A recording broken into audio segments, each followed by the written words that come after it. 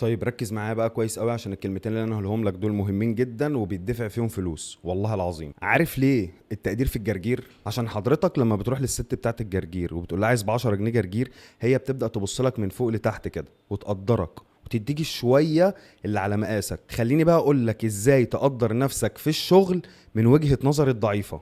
ونسيت اقول لك على حاجة. عارف امتى ما يبقاش ليها وجهة نظر؟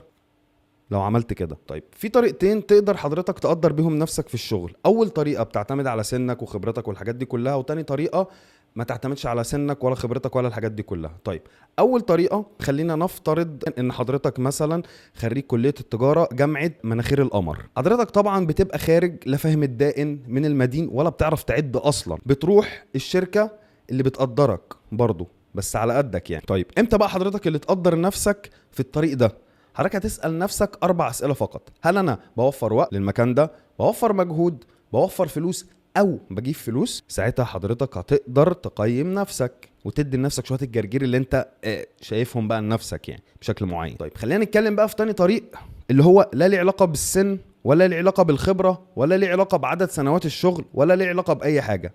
هي فكرة مهارتك في حل المشكلة دي، بين قوسين الندرة بذكاء. هتقولي يعني ايه الندرة بذكاء يا عم فتحي؟ يعني تخيل حضرتك معايا كده لو فاتح محل سمك في مكان لا ليه بحر ولا ليه نيل ولا ليه ترعة ولا ليه حتى مصرف، فانت الوحيد في المكان ده اللي هيبقى بيبيع سمك. قدرت تدخل السمك، فانت كده حليت للناس دي مشكلة نادرة وبذكاء. طيب هتيجي تقولي امتى يبقى عندي مهارة واقدر انفذها وفي نفس الوقت ندرة بس بغباء؟ الا وهي ان حضرتك في نفس المكان ده تبيع مايوهات. انت فاهمني صح؟ قول والنبي قول لي ان انا فاهمك. طيب خليني بقى ابروز لك بقى الحتة دي كده في الاخر خالص، عشان يا رب تفهمني عشان خاطري. قيمتك بتساوي المشكلة اللي حضرتك بتعرف تحلها بذكاء وفي مهارة في حلها، زائد سهولة استبدالك. لو في مكان انت قوي قوي وجامد قوي بس سهل نستبدلك ونجيب واحد غيرك كده، يبقى ستيل برضو قيمتك لسه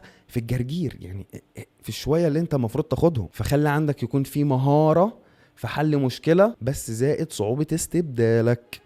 النهاردة عندنا مليون مهندس سهل نستبدلهم، مليون دكتور سهل نستبدلهم. فهمني ولا مش فهمني؟ يبقى نحط المعادلة: قيمتك بيساوي مهارة حل مشكلة زائد سهولة استبدالك. والسلام عليكم ورحمة الله وبركاته. وحضرتك اعمل لي لايك وكومنت وشير وتابعني، عشان خاطر الفيديو اللي جاي هقول لحضرتك العواطف ازاي بتأثر في الشغل، او الشغل ازاي بيأثر في العواطف، وعواطف راحت تجيب جرجي يعني. ماشي، يلا باي.